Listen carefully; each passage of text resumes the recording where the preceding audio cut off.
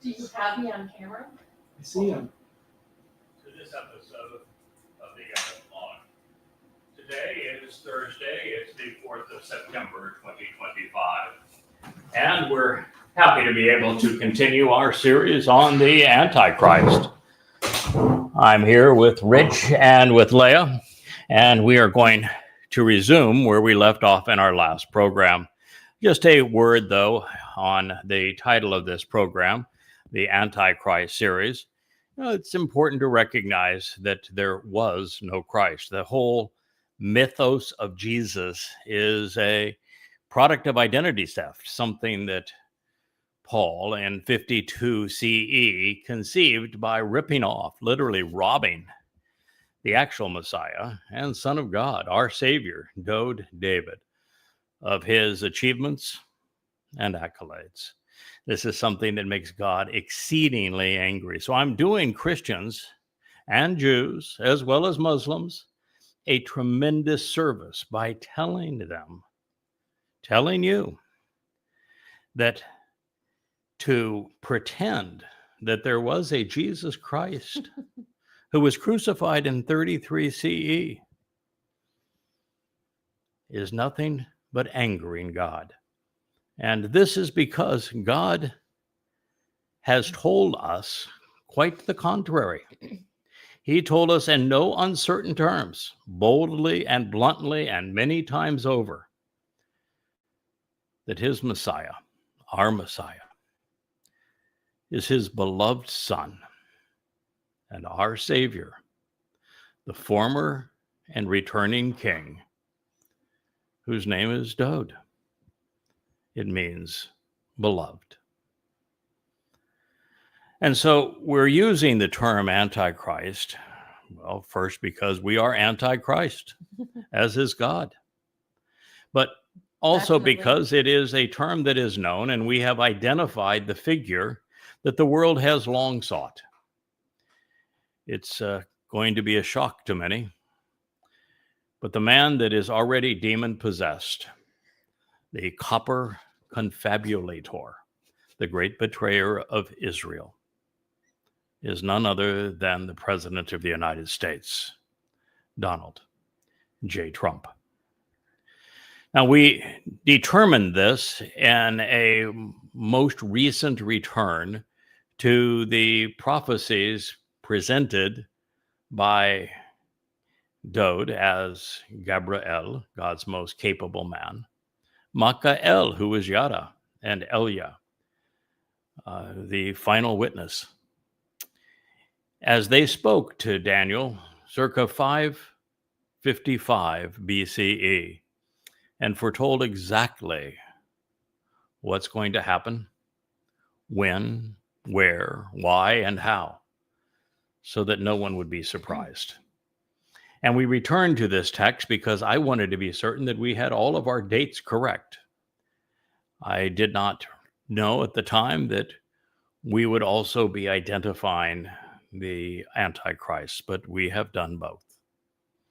And so we're going to continue this program. Again, we're broadcasting, as you could see in the distance as I was walking towards our library studio, from the Virgin Islands in the midst of the Caribbean Sea.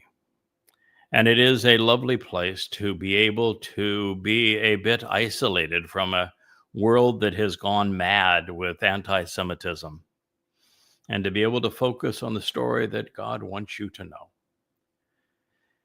As a program note, I will say that I was able yesterday, and again working on refining it today, to complete what will be the 35th book on the shelf at yadayah.com, 36th once we have the story of In the Company that brought me to this position available, which will be before very long. And this is the 9th volume now of the Yada Yahowah series. The story is about the time of trouble. And it's about 770 pages. And that book will be available fairly soon. I want to do one more edit pass through it and we'll be ready to present it to you. And there are some shocking revelations in it that are exceedingly pertinent to our time. As a matter of fact, this series that we're providing right now, it is actually based on the essence of that book. So returning to where we were in our last program, I was sharing with you that in the end, Wah-bah Akareth, during the last days. Speaking of the rebellious and defiant ones, we learned that their empire, their realms over which they have reigned, will be finished. Now, there was a hot mic incident yesterday in China where they were having their grandiose military parade. And you had Xi sitting next to Putin. And they took a walk at the end of it, and they had a hot mic. And Putin was explaining how it is possible now to live almost forever, becoming younger by harvesting organs and transplanting organs. Now, it sounded exceedingly perverse, of course, but it shows just how these evil and defiant ones are convinced that they're going to live forever. Mm-hmm. We studied the story of Alexander in previous chapters. The reason that there was no plan to carry on after his death is that he thought he would live forever. He didn't think he was ever going to die. That's right. Muhammad was exactly the same thing. He had no plans for succession either, because Allah had told him he was going to live forever too. And oh, by the way, with Alexander and with Muhammad, with Paul, who was also demon-possessed, with Donald Trump, with Xi and with Putin, they are going to get their request. Mm-hmm. They are going to live forever. They're just not going to like where they're going to live. Yes. Because they call this place Sheol, and it is akin to a black hole where time exists eternally, but nothing and no one ever escapes. And so they will be finished in terms of their presence here on the earth, and their annoying empires will be gone. God's going to purge the entire earth of religiosity, of politics, of militarism, of conspiracy, so that we can return to the conditions experienced in the Garden of Great Joy of Eden. What was the religion of Eden, just so that I can convey that properly to our listeners? Not a single religion. Oh, there was none. Yeah, that's correct, isn't it? What was the politics then? Certainly there was a political... no political parties. What about conspiracies? God had to have a good conspiracy, right? Not until Hashatan came along, no. But Hashatan's going to be banished too, so no conspiracy. So okay, there was a military, right? No. Protecting their... No military either. No flag either. Yikes. So God does, in fact, have to rid the planet of all traces of religion, politics, militarism, and conspiracy for us to return to Eden. Mm-hmm.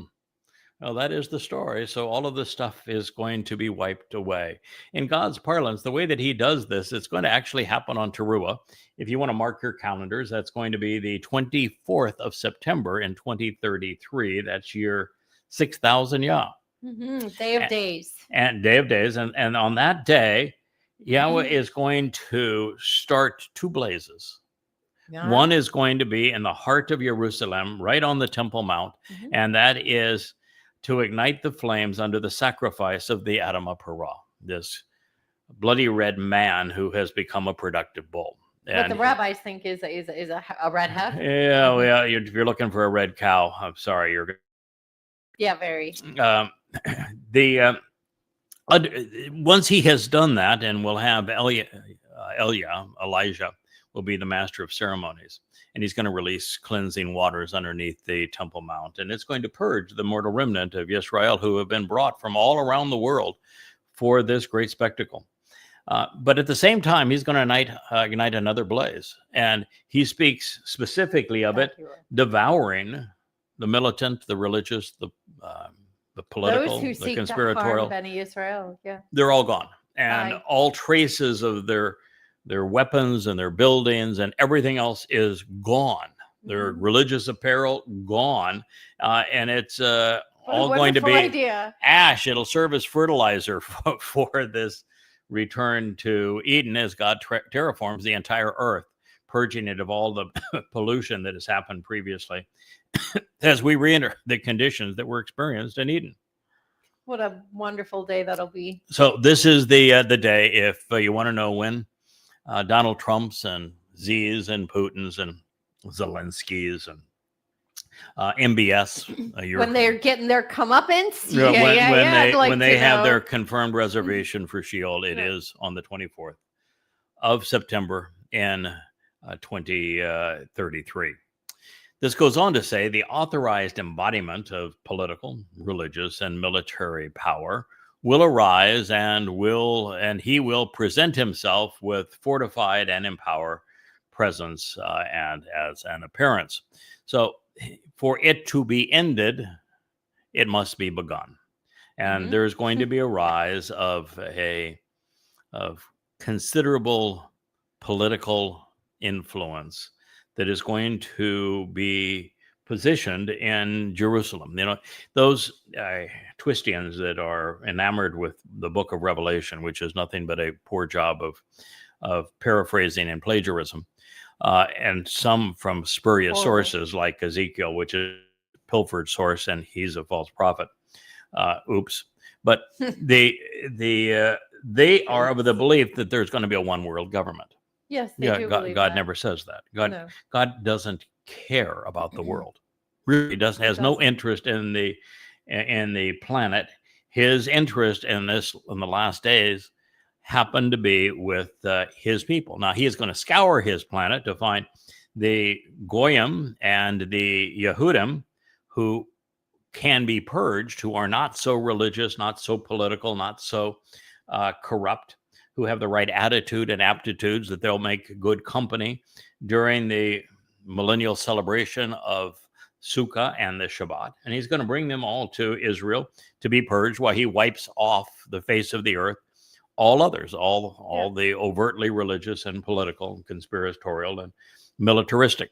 And so this Torah-less one, who I've told you, the corporeal embodiment of the spirit of Satan, as was the case with Paul, likely with Akiba, probably with Maimonides, certainly with Hitler, but absolutely with Muhammad, and now with Donald Trump, is going to come into Jerusalem and is going to set up shop in Jerusalem. He's going to arrive on the 29th of January during the last week of Ramadan of that year. And he is going to announce that he is both God and man, and claim supremacy, certainly of Israel, while he begins to measure for the grand edifice that he wants to build, not just on the Temple Mount, but it'll pave over all of Jerusalem, as it's laid out in the book of Ezekiel, with the copper-colored man being the real estate developer that is measuring all of these things for this grand edifice to be built. Yeah, the first thing a builder does is survey the land. Yeah. And what we're going to find is that this individual, according to Daniel, has goatish comb-over hair. He is very old. In fact, specific. he is, by this time, he's actually in a wheelchair, but with very gaudy wheels, something that is very Trumpian. It explains how he puts together a group of 10 people to be sycophants for him, to essentially be his clown chorus. And they are going to collectively tell Israel that, oh, we have your best interests at heart. We're protecting your security as Muslims ravage them. We'll have Al-Aqsa 2.0 going on at the time. It'll be 1,000 times worse than Al-Aqsa flood. And they will do nothing about that transpired on October 7th in 2023. Millions of Jews are going to die. I mean, this is the consequence of this. Billions of people around the world will also die. But it's going to be a horrible time. And so this authorized embodiment of political, religious, and military power will arise. And he, being this corporeal manifestation of the adversary, is going to present himself with a fortified and empowered presence then one will come to understand. One will distinguish himself and determine what is right and what is wrong. He is going to differentiate between truth and fiction. He is going to make the proper, thoughtfully resolve. This is bien, one of my favorite of all Hebrew words, and it's one of the things that Yahweh provided his choder with, the spirit of bien, understanding. And he is going to then comprehend the answer to the riddles and the enigmas, the hard questions that needed to be solved, the most challenging mysteries and intriguing analogies, wisely resolving the most perplexing ambiguities while taunting the sources of ignorance and intrigue. It was written in the participle, which means it has ongoing implications, and it is a very vivid expression of these things. And it is a verbal noun describing a singular masculine individual. Daniel, my God, is judgmental. 8:23. Sounds like a preemptive eulogy. Yeah, we're running out of time, of course. We're now studying the book of Daniel. We're in the 8th chapter. We've gone through the 7th. We jumped ahead to the 12th. We're now nearing the completion of the 8th. We will review the entire 9th. And for the first time, all of the analogies have been explained. The puzzle has been completely solved. We know when everything is going to transpire and who the players are between now and then. But it's more than just Daniel. We just finished a translation and commentary on Bamidbar, Numbers 11, 12, 13, 14, and 15. Wow. Yeah. And in that, we came to understand why it was that Moshe gave up on the children of Israel and how that pertains to our time today. We understand how God said, I'm going to solve this problem with a couple of fellas, and they're going to be empowered by the Spirit. It's the Almighty's Dode, and my Dode, his Goyim right hand. And we've come to understand how they are collectively the greater and lesser luminaries who provide the signs of the Moed, of the fulfillment of the 7 Moed Mikre that Yahweh has established in the 4th day of creation.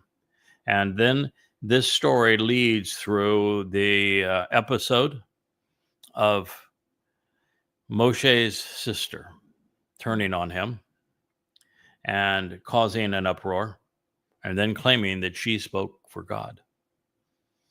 And we have Yahweh's response to that, which is something we had to respond to quite recently with Which is a hell no. with the psychopath woman that has lured many away.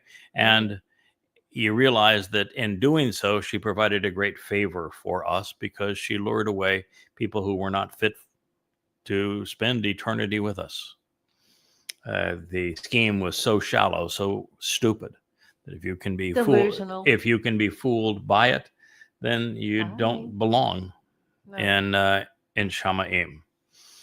And so we're able to explore all of that and understand the penalty of leprosy and the penalty of divorce, and how someone Shamaim is very merit-based. Yes, we found someone who was in the inner circle, who was forever estranged from God. And so we understand how that is possible because we're dealing with a fractured family with Yisrael and with the covenant. This then led to one of the more amazing stories ever recorded. And I think now for the first time ever understood. Yeah. And that is the story of the Spies, which is actually a dove suffering from circular reasoning that's in search of a bowl, that tries to spy out and investigate sending her flying monkeys all around. Yeah. The promised land that They're everywhere. she and her ilk will never enter. Mhm. It is quite the story, and what we find is Israel being belligerent to such an extent. God just finally said, "I've had it with you." Yeah. Everyone over the age of 20, so that is the age of accountability. Yep. Everybody over the age of 20, with exception of two. Moshe wasn't even one of the two. Died. Yosha, and most importantly, Caleb. Mhm. Those will be the only two that will enter the promised land. The rest of you are dead. You're going to be nothing but a pile of corpses. So this idea that God wants to save everybody, untrue. This idea that God loves everybody, absolutely untrue. The notion that God is going to answer your prayers and accommodate you, absolutely untrue. The idea that you can rewrite his Torah, absolutely no. untrue. God offered them the promised land. They entered the promised land. They slandered it. They spit in God's face. They lied about what they had seen. Mhm. And they created another rebellion where they wanted to stone the two men that God was going to save, because there were two men, one in particular, Caleb, who provided an accurate and favorable report. And so God just said, "I'm done with you. I'm not going to allow you into the promised land, and I will never speak to you again." And they all Heap died. of corpses. They all died. And so while Israel now, the children of Israel, was nothing but a bunch of youngsters under 20s, which today would be a real mess, because they'd been indoctrinated in Marxism and couldn't think their way out of a wet paper bag. But back then, these 20-somethings, I'm not sure they were any better than their parents. In fact, I'm pretty sure they weren't, because of what transpired thereafter. But God, in the 15th chapter of Bamidbar, Numbers, lays it all out. Everything. He tells you exactly the plan that he is going to deploy. And we're talking about puzzles here to be solved, and riddles, and to coming up to understand the intriguing analogies. There it is. God presented a plan that revolved around three fellas. Yeah. One of those fellows was presented both as a lamb and a ram. That would be Dode, David. He's also as the AL, the Passover lamb. He is the doorway to life, and he is the mightiest of trees. That is what AL means. And Yahweh's firstborn son. He is Yahweh's firstborn, his Bakor. Oh, by the way, this is a story that is told 400 years before Dode was born. Yeah, amazing, right? So he's talking about his beloved son, the Passover lamb, the mightiest of the trees. That would be the tree of lives. And the doorway to life, that's the one who fulfills Passover. 1,500 years before he would fulfill Passover, 400 years before he would be born. I'd say that's pretty prophetic. And it actually doesn't start the story with the lamb and ram. Nope. He starts the story with a bull. Imagine that. Imagine that. God's got a bull. I got a guy. I got a guy. That guy is the Parah. Par sometimes, Parah sometimes, Bakar sometimes. A whole host of words that God has for bull. I like Yada. Yeah. And that bull happens to be Yada. He is the Adam of Parah. He is that man from Edom who is going to be sacrificed, just as Dode gave up his corporeal body to fulfill Pesach. As the lamb, I have the distinction of giving up my corporeal body to fulfill Teruah. As the story is told of the Adam of Parah, the red heifer, in Bamidbar, Numbers 19, to purge the religious woman of Numbers 5 of her religious guilt, so that she can be betrothed to the returning king, who is that ram, Dode. And of course, there's one more individual in that story. A goat. A goat. There is indeed a goat. A wily little goat. And that goat is Elia. And he is the master of ceremonies during the sacrifice of the red heifer, the Adamah Parah. He is the co-witness with Yada, the bull, during the last 3.5 years of the time of trouble. And he will be one of the 3 men who lives 3 lives. Yep. Who will give up his corporeal body and join the rest of us as immortals. On him offering his on Kippurim, so that Dode, dressed as the high priest, as our Messiah and King, God's beloved Son, can anoint the Kipporeth, the mercy seat of the Ark of the Covenant, in keeping with the Torah's instructions on the day of reconciliations. Sun sets 6:22 p.m. in Jerusalem on October 2nd, 2033, year 6000 Yah, the 120th Yobel year. This is the story that is told in Numbers 15. And it is comprehensive, and it explains exactly who's going to be there and what each of these individuals does for them and how that all plays out in God's plan. And God will tell you something that is essential for us to understand. And that is that Dode's sacrifice and Pesach, and particularly Matzah, where he carried our guilt into Sheol to deposit it there, never to be seen again. And then as the Bakor fulfilled Bakurim, firstborn children, on the next day, in his second of 3 lives. And exactly the moment that he said he would complete it, which was a Friday, April 9th of 33 CE.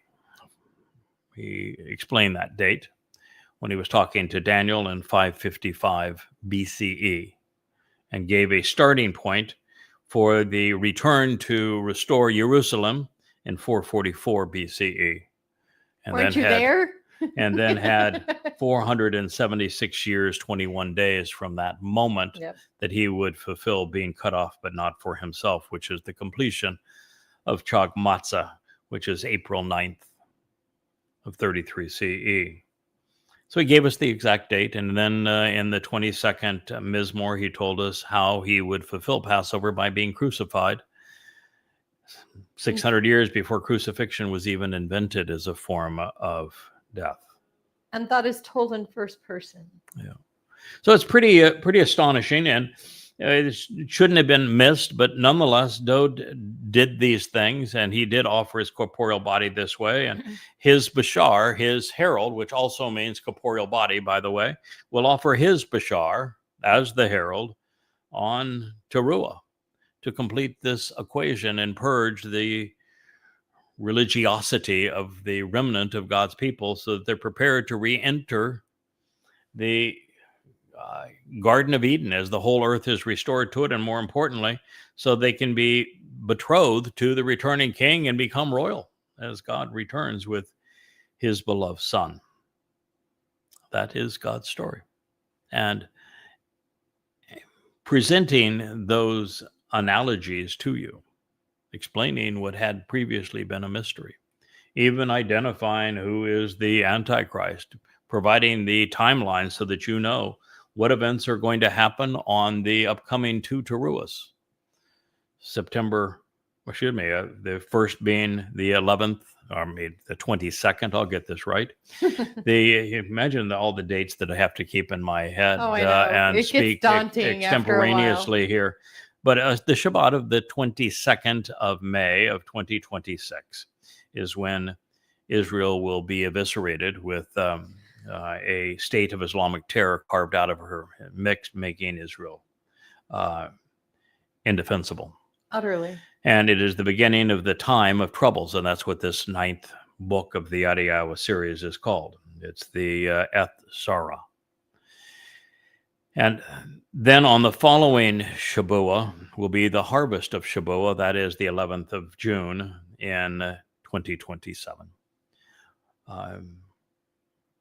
3.5 years later, Elia and Yada will arrive on Passover, the 18th of April of 2030. That'll be 33 days after the corporeal manifestation of Hasatan announces that he is master of this world, that he is claiming in Jerusalem, and also that he is divine. And all hell continues to break loose on earth. Many die. The planet is ravaged. As Elia and Yada continue to convey Yahweh's testimony, to encourage as many as possible to capitalize on the Teruah Lakot, which is a gleaning of olives, and then attend the sacrifice of the Adamah Parah, so they might enter the millennial Shabat as mortals purged of their religious guilt. This is that story, and it has never been understood until now. So by jumping, as we have in Daniel in the 8th chapter, from Alexander's death and the division of his empire, in directly now to this conclusion as it is caught up in the rise of the defiant ones, we're witnessing something not heretofore disclosed. Satan, as the final beast, will claim Alexander's legacy as his own, becoming great in his own eyes, in addition to divine. And where was Alexander at this time? Babylon. When we read the 14th chapter of Yeshaya, Isaiah, as he describes the role that Satan will play in the last days, where does he identify him with? Babylon. That is not by accident. Nope. And so we are going to see Satan as the final beast, claiming Alexander's legacy, becoming great in his own ideas and his... He's going to be a legend in his own mind. Yeah, he's going to be presented Just exactly the way he that is Trump is now. presented by MAGAs and in the White House Yeah. staff, as if he were a god. Mhm. There is even hint here of the Roman Church rising from the fallen empire, which should not be surprising since it is the world's largest organization, and Satan has been its god For a very long time. from the beginning. You see, Satan in Isaiah 14 doesn't actually say that he wants to rise above the Almighty. The word that is used is Elyon. And Elyon is El, God. Mhm. But the own ending means all things pertaining to. But the Y makes it the hand of God. So all things pertaining to the hand of God is who he wants to rise above. That would be Dode. The hand of God is Dode. And so the one who replaced Dode in the most popular religion in the world, Jesus. Mhm. Yep, indeed. That is what Even in Islam, Hasatan has yeah. accomplished, and he's already fulfilled that prophecy. Mhm. Oh, yeah. And then, just as it was with Paul and Muhammad, the extent of demon possession of, now we know it's Donald J. Trump, and boy, Satan's going to have to do a lot to keep his boy ambulatory. Well, he's not going to keep him ambulatory. He's going to be in a wheelchair, I wonder according if Trump to made him sign a non-disclosure. to these prophecies. But my goodness, yeah, it's he's still got to keep him alive up to that point. And boy, do we have major deterioration of his brain. He is nothing now but a confabulator. There's almost nothing that He's a clown. correlation between what he Clown. says and reality. The only thing he can speak about with any clarity is me, myself, and I. Of course. I'm wonderful in my own mind. Yeah. Yeah, that's his I'm a world. wonderful person. Mhm. So it's I stopped apparent. 7 wars. Yeah.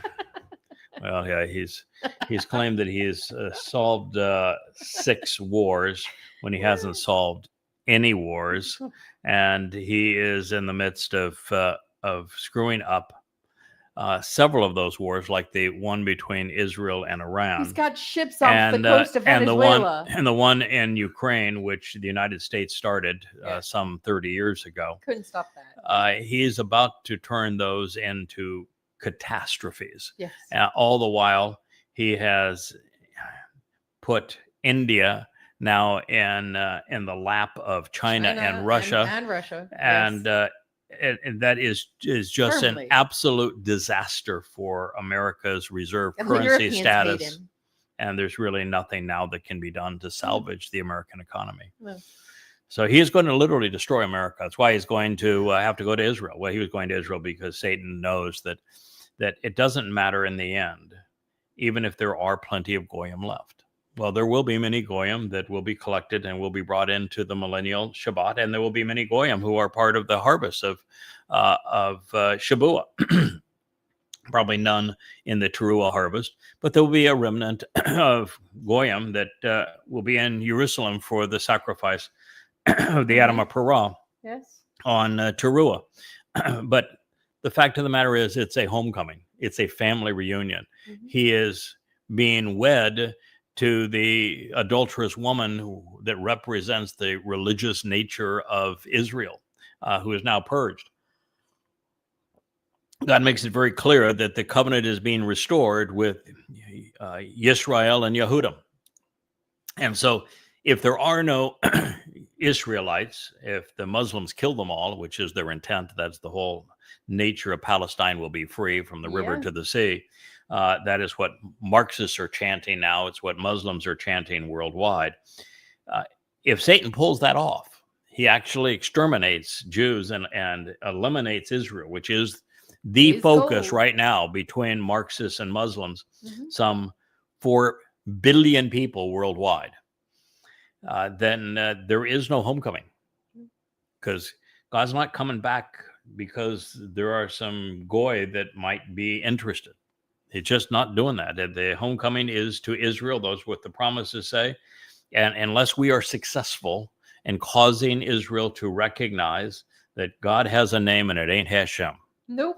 And it ain't G-D. And that until they embrace that name, they have no chance. And until they come to realize that the Messiah is known and it ain't Jesus, and that the Messiah and Son of God and former and returning King is Dode David, and that he fulfilled Passover, Matzah and Bekurim, there is no hope. No, so, first they have to give up the lies and the horse shit and the rabbis. They got to go. Well, there will be some who separate themselves from the rabbis. There will be some who separate themselves from left and right-wing politics. Those who can't, those who are overtly Marxist, those who are overtly Haredim, they're gone. There's no reason to even talk to them. They can't be saved. They can't be reasoned with. They're going to be that pile of carcasses that is in the story in the 15th chapter. They get the black chariot of Numbers. That is the story. They will be in the black chariot. God's going to remove them from the earth in the black chariot while he gathers those who can be omitted once purged into the conditions restored of Eden for Sukkah. And attend the homecoming of Yom Kippurim. He's going to pick them up in the white chariot. And so there are 4 chariots. And 3. Wouldn't you say that Towrah is actually Yahweh's favorite day? No. I know that's something you've been trying to convince me of for some time, but no, we disagree. He calls it the day of days. It's awesome. No. I think that Towrah will be the most spectacular day in human history. I mean, nothing will compare to it in terms of what's going to happen. All religion, politics, militarism, conspiracy will be expunged from the earth, all gone in an instant. The very things that have driven humankind, that have created civilizations, that have caused wars, all of it's gone in an instant. Yeah. And the entire earth is terraformed back into the conditions experienced at Eden. That makes it a pretty unique day. Yeah, I'll say. There's going to be a fire that the flames are going to leap to heavens, and waters that are going to dance off the Temple Mount to purge this mortal remnant of Yisrael. Yeah, that's going to be pretty spectacular. God himself's going to light the fire. You're going to have the greatest orator in human history that's going to orchestrate all of this, and that is Elia, who is already practiced at roasting a bull and also of expunging the Israel of religion and politics. God's going to prepare this mortal remnant of his people by purging them of their religious and political guilt. Now, there is a difference, and I was starting to hint at this earlier. While Dode's sacrifice on Pesach and Matzah, particularly on Matzah, can purge all manner of religion and political guilt, no matter how bad we have been previously, the sacrifice of the Atom of Parah is only for indiscretions, for It's very specific. Yes. guilt that is by omission rather than commission. That's right. So you can be someone who has been misled politically or religiously and benefit. But if you are somebody who is belligerent, overt, and you're misleading others because you are promoting your religion, you're one of those numbskulls that I see on my feed all the time on Facebook that is talking about some stupid notion that is a Jewish excuse in Judaism for some idiotic thing. You're in serious trouble. Then you cannot be purged. You cannot be saved. You are not going forward. And so the Atom of Parah can't save the religious. The religious can't be saved. God, and that would include the Motherite they're cult. part of the piles of corpses. Yep. So that is a difference at this particular time. So these are really vivid analogies. Yeah. It's a very well-crafted story, and the essence of this story goes all the way back to the time of creation when God is telling it. And it permeates the story of the Torah. It's everywhere in the story, the Torah, exactly what God's going to do with these three individuals. So you A ram, a bull, and a goat. you ought to be paying attention because you're hearing it now for the first time. And it is something that needs to be known. It needs to be shared. It needs to be embraced. You know, there is a myth among Jews that Noah was the father of the covenant and that he is the founder of Judaism. When the very reason that Yahweh chose Noah is that unlike the Nephilim that were all around, he disassociated from them. He was out on his own with his sons and their wives and his wife, and he had disassociated from those who were religious and political around the Black Sea. In fact, the term that God uses, they were Hamas. Yep. Around the Black Sea. They were terrorists. Yes. And the only person that wasn't among them was Noah. So Noah was chosen because he wasn't religious. And the fact of the matter is that Noah is not a exemplar of the covenant. Noah, the only reference to the covenant during Noah's experience is the rainbow at the end of the process becomes an early sign of the covenant, which then becomes later a circumcision. But with Noah, he listened to Yahweh. He did. Where in Judaism, they listened to rabbis. Mm. And then he did as Yahweh instructed, as opposed to rabbis where God says, listen, Yisrael, Yahweh is God, Yahweh is one. They will instead replace God's name with Adonai, and they will belt it out as opposed to listen. Yep. That wasn't Very Noah. Babylonian to erase someone's name, don't you know? Yes. So this is the story that we need to tell, that we need to be at the forefront of letting Jews know the harm that they did to themselves by erasing Yahweh's name, the great harm they did to themselves, and the indignity they perpetrated on God by replacing Yahweh's Messiah and his son and our king with Bar Kokhba. With their own disgusting dupes. And then starting a religion with Rabbi Akiba that would cause the land of Yehudah to be renamed Palestine, and then to cause the diaspora and the deaths of hundreds of thousands of Jews. Millions. And he's the founder of Rabbinic Judaism. Yeah. So there's a lot to overcome. And we are going to go back into the story of Numbers 11 through 15, because it's important for Jews to recognize who they have been and who they are, and why God divorced himself from them, and why they are currently estranged, and why they are divorced, and why the only way to solve that is to return to him. And they need to understand. They think Hashem that is on their side. process. I'm telling you, if you don't know someone's name, how can they come to your assistance at all? It starts with does Yahweh's that name, and thus far, there's been virtually 100% defiance Yes. among Israelis to embrace Yahweh's name. Among And Yehud, period. You can't get past that one, and you still hang on to Hashem and G-D, you're done. I mean, there is no step beyond that. Nope. Nothing can be resolved. We're having a love fest over there between Richard and Asher somehow, but so far we're still good to go. So it's apparent that the initial two lines of what we have just considered address the rise of the Torah-less one, as no one will ever be as pasha, as rebellious or defiant.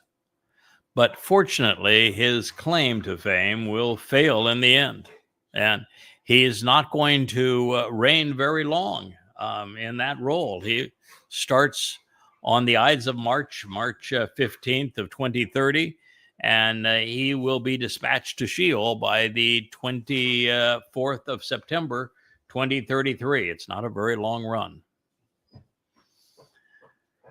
So his claim to glory will be that of a political shyster, a religious con man, a man who will claim religious power and yet will be impotent. He'll present himself as the King of Kings when his domain will be between his own ears. This will be the fierce face, however, of Satan.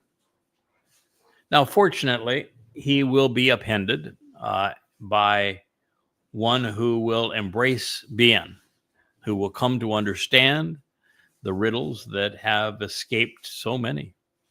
In fact, the one with the spirit of Bien will be the first to recognize Trump as the devil's advocate. And that is the story that Yahshua tells so eloquently. Well, it's actually Yahweh speaking through Yahshua in what is now the 11th chapter of Isaiah, and the seven spirits that empower the Choder. Therefore, becoming prominent at this time is someone who finally solves this riddle, becoming prominent on God's side, on the people's side. And he will be Bien. He will distinguish the truth by finding the common denominators and by making reasoned associations. He will cheda. He will resolve these puzzling enigmas by asking the right questions. And he will challenge conventional thinking to peel back the layers, ultimately exposing the picture, framing it, showing every detail, every hue, every texture, and showing it from the perspective it was meant to be seen. You will know your place in that picture. And it sure sounds like he is going to channel his enter Elia while doing so, mocking and taunting those who have obscured reality and have led God's people astray. As we approach this next installment of relevant information regarding the human incarnation of Hasatan, the adversary, we find him either Atsam or Atsam, depending on how the three Hebrew letters are vocalized. And I believe in full disclosure, so I like to tell you that there are options when these options persist in the text.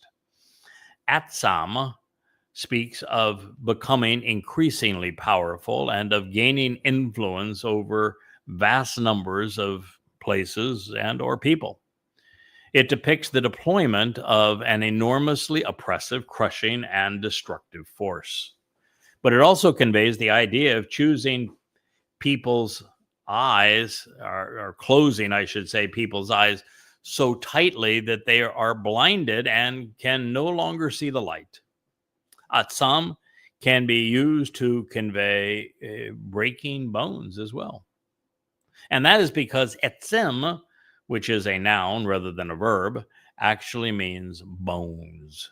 It is deployed to describe the human skeleton and backbone. Atsam is found addressing the essential essence of something which is vital to life, such as we're told that chag matzah is Atsam. It is essential to us, which is a shame. Well, not it's a good thing that chag matzah is essential to us. It's a shame what rabbis have done, because they've turned Passover into a 7-day celebration, not recognizing that Passover is simply the first day of the 7 days of the essential chag matzah, and that matzah is the most important or essential day of that week, because the date that our guilt is removed by Dode as he carried it into Sheol. We prefer to play games with our matzah. Boy, do you ever. Beyond the rich palette of possibilities painted by the verb atsam, its stem, koach, also conveys a wide variety of meanings. That which is koach has the potential to exert an imposing force, to exercise vast authority, and to deploy massive resources and wealth. The koach shout loudly and have the capacity even to perform miraculously. The secondary connotations are tangibly related, and tangentially, I should say, and they are germane to the context of describing an adversarial beast. A koach is an unclean and cold-blooded animal, and in particular, a serpentine reptile. It can depict anything from a powerful crocodile with its forceful bite to a venomous snake with a debilitating venom. It can be used to describe a monitor lizard which kills by wounding and infecting its victim, or a chameleon. Or a Komodo dragon. Yeah, which changes its color to blend into the environment. Also relevant, koach is the root of kachad, which tells us that Satan wants to conceal his true identity and agenda, keeping others from knowing that he is the power behind the beast, at least up to the point when the guises will be finally lifted in the end. In this way, he can destroy the means to know God and trash the Torah's credibility while annihilating as many souls as possible. One of the discoveries that I made when writing the first edition of what now became the 5 volumes of goddamn religion, there are 4,200 pages of absolute proof from the Islamic text, the earliest Islamic sources, that Allah was not God, that Muhammad was not a prophet, and that Islam is a murderous death cult. That first edition was called Prophet of Doom. Yeah. And as I wrote Prophet of Doom, you're constantly confronted by the reality that Muhammad is a very demonic character. Oh, yeah. He admits that he's demon possessed. He is psychopath. He is a psychopath. He is murderous. He is a terrorist. Sadistic. He has no empathy. He engages constantly in the slave trade. He is an unrelenting pedophile. 66, and he's having sex with a 6-year-old girl. He's a warmonger. He is incestuous. He is a constant rapist. And not just a rapist. He would kill a woman's sons. He would kill a woman's brothers. He would kill a woman's husband and torture to death her father, and then rape her. This is, nobody more vile has ever lived. No. And that was Muhammad. And yet, when you read what Allah says in the Quran, where he spends all of his time in hell, all of it, And in hell, he's constantly inflicting grievous tortures on Women. those who did not capitulate to him. And he roasts men over a spit to the point where their skin finally all sears off. And then so that the torture could last forever, he gives them a new skin so he could torture them some more. And then he makes them eat molten pitch and then devour thorns. And he's just constantly involved hundreds of times over, torturing people. Sadistic And that's fantasy. all he does. He is hell's warden, and he's incredibly sadistic. And so, and then the Quran has entire surahs that praise devils. Yeah. And so with Muhammad admitting that he is demon possessed, with Allah being incredibly dishonest and demonic and sadistic in his nature, and his appetite to kill and torture Jews, and Muhammad being his alter ego, they're being indistinguishable, there is this tendency to say, well, they must be the same, that they're one and the same, that Muhammad is Satan and that Satan is Muhammad. And, you know, I think ultimately Allah is Satan, and that ultimately Satan found an exceedingly reprehensible man, a sexual pervert, a man who had no empathy. A man who is just as twisted as he is. And he found another one prior to that in Paul, to write the Christian New Testament, who also admitted he was demon possessed and admitted he was a sexual pervert and who lied about everything. And then he found a third one now, also a sexual pervert, a man who lies about everything. And who has no empathy. And we're speaking of Donald Trump. He has a type. Oh, yeah, he's got a type. Psychopathic. So Satan is not just the power behind the corporeal manifestation of himself. He picked a man that resembles himself, just as he did with Muhammad, just as he did with Paul. And in this way, he can destroy the means to know God. So the nuance of Koach appears chosen to visibly describe one of the most anxiously expected and infamous figures in human history.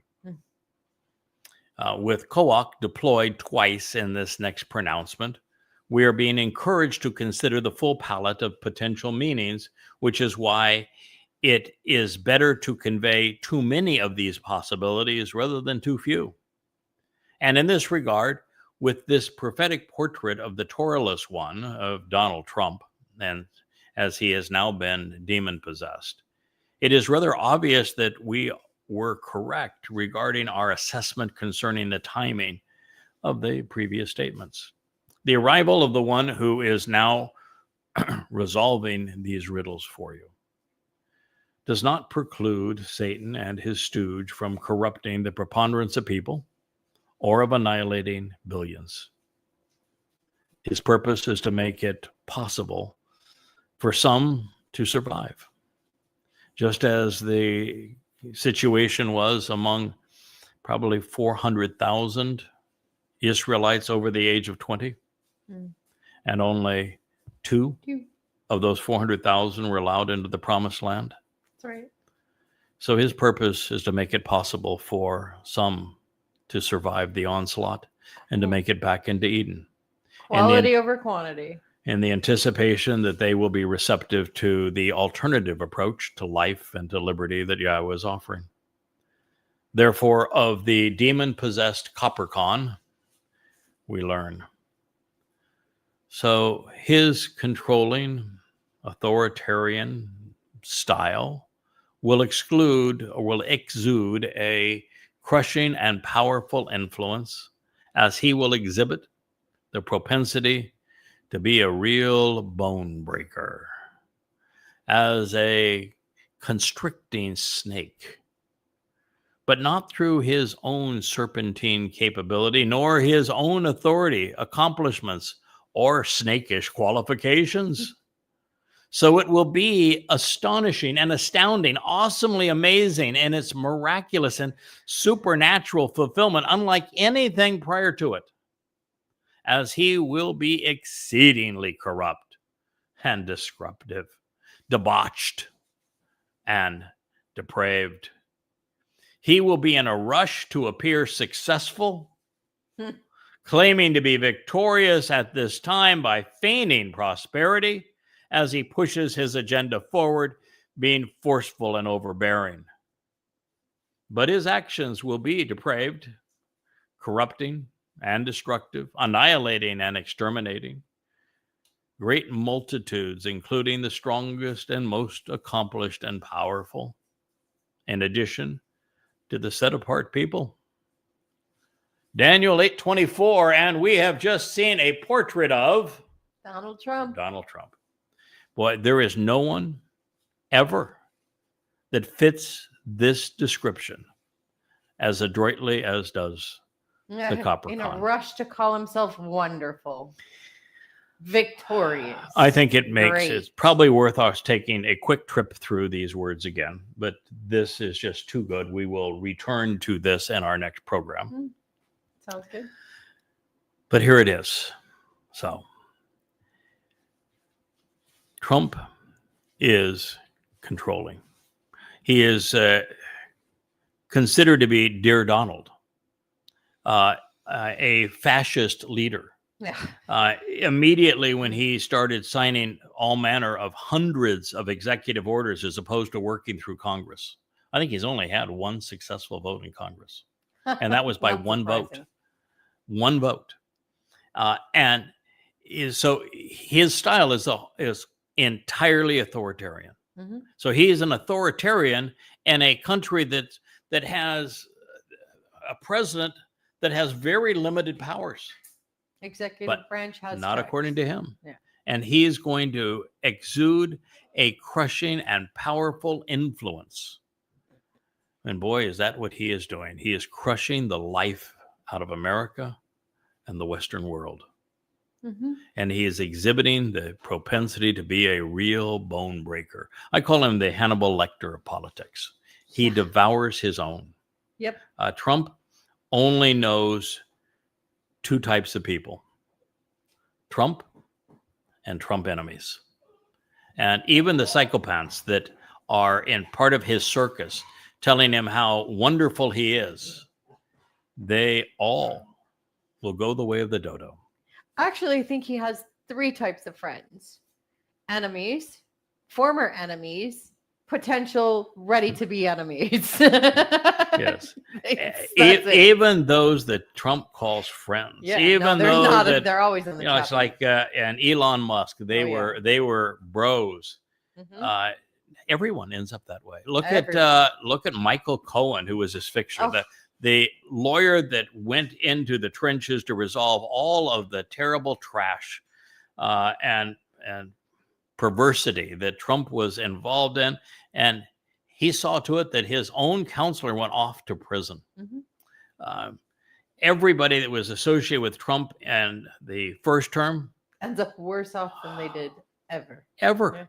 There has been no one who has ever been as much of a cannibal He's destructive. of his own than Donald Trump. He is a real bone breaker. He will exert considerable influence to pulverize not just his opposition, but his supporters. Oh, I mean, hates he has no respect for MAGA. None. them. No. No It's respect hilarious. for America. No It's respect hilarious. for anything. And he doesn't even like himself. Hmm. The truth is, he doesn't even like himself. He knows himself. He knows he is a sexual pervert and a complete loser and fraud. He knows who he is. He's just trying to hide it.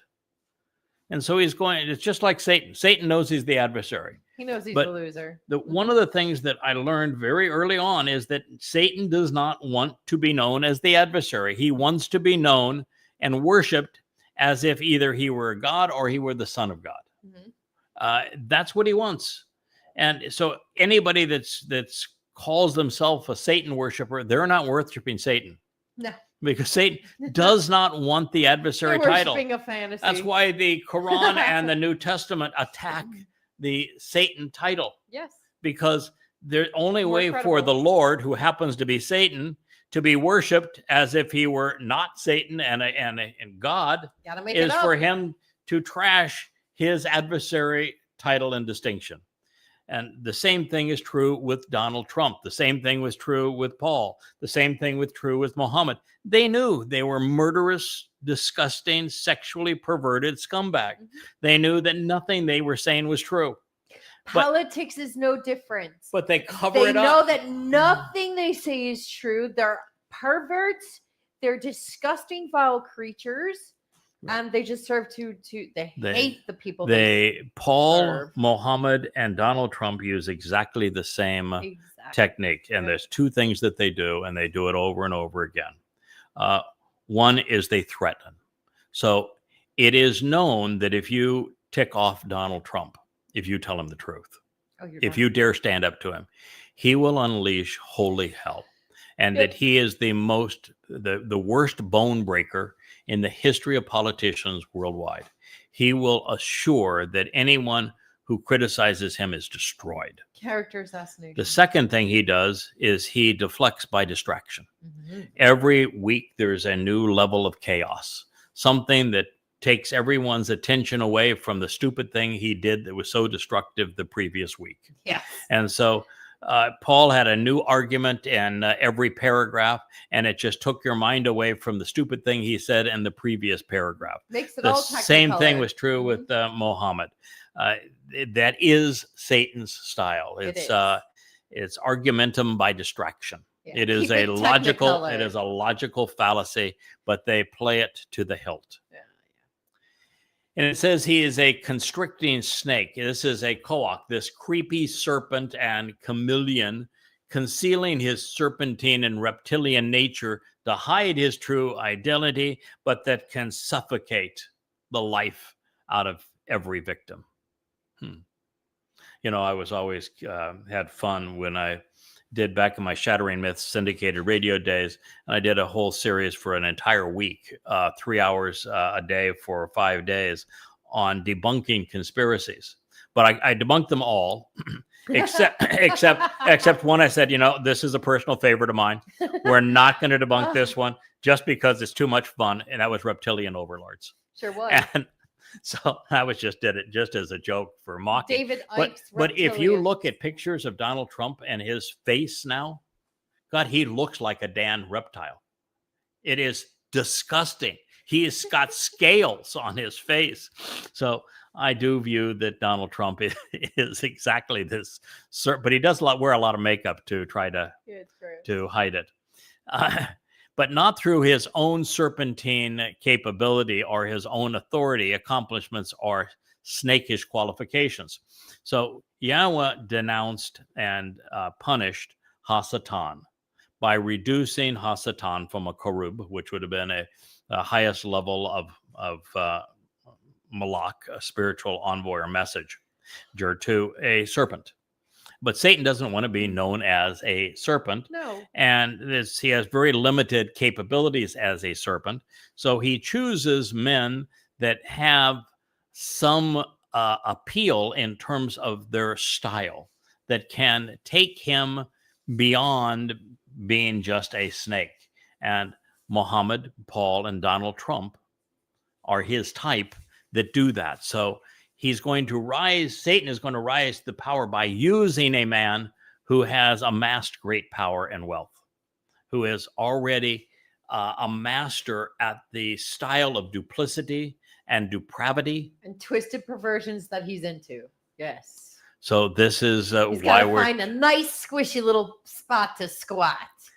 So That it would will be be Donald. astonishingly and astoundingly awesome, amazing, and its miraculous and supernatural fulfillment, unlike anything prior.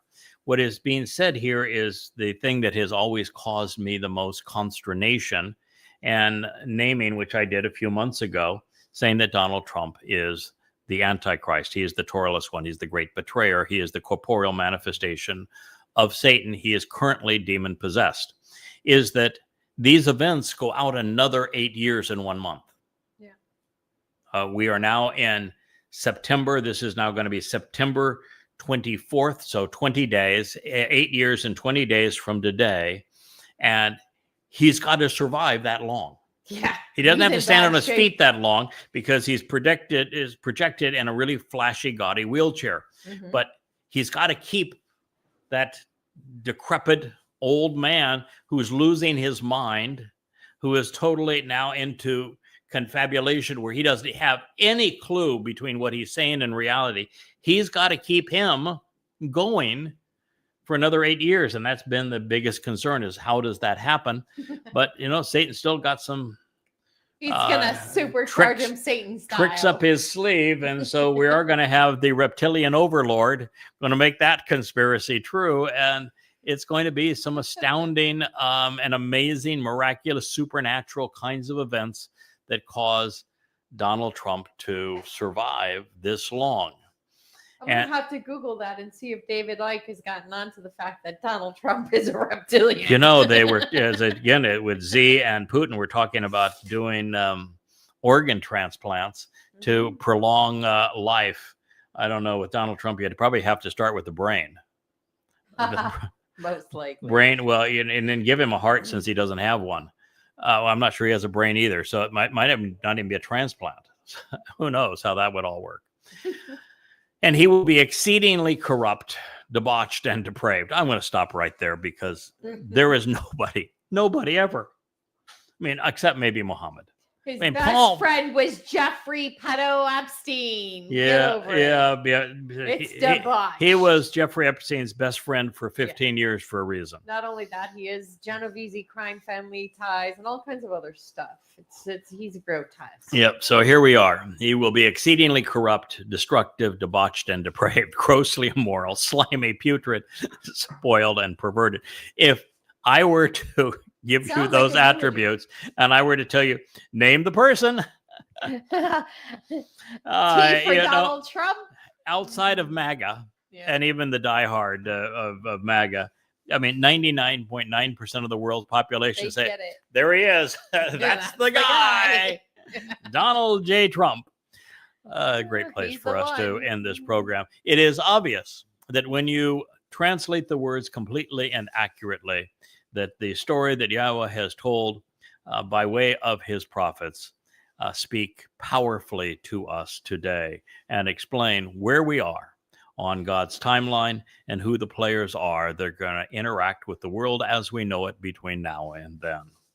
So thank you very much for listening, and good night.